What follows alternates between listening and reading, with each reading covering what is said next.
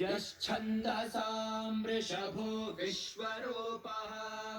छन्दोऽभ्योऽद्यमृतात् सम्बभूव समेन्द्रो मेधया स्पृणोतु अमृतस्य देवधारणो भूयासम् शरीरं मे विचर्षणम् जिह्वा मे मधुमत्तमा कर्णाभ्यां भूरिविश्रुवम् ब्रह्मणः कोशोऽसि मेधया पिहितः श्रुतं मे गोपाय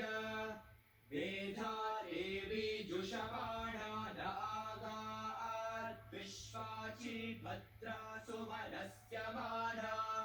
त्वया जुष्टानुदमाना दुरुक्तान् बृहत्वदेव विदधे सुवीराः त्वया जुष्टऋषिर्भवति देवि त्वया ब्रह्मा गतः श्रीऋतत्वया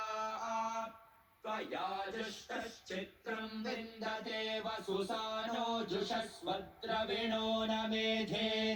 मेधा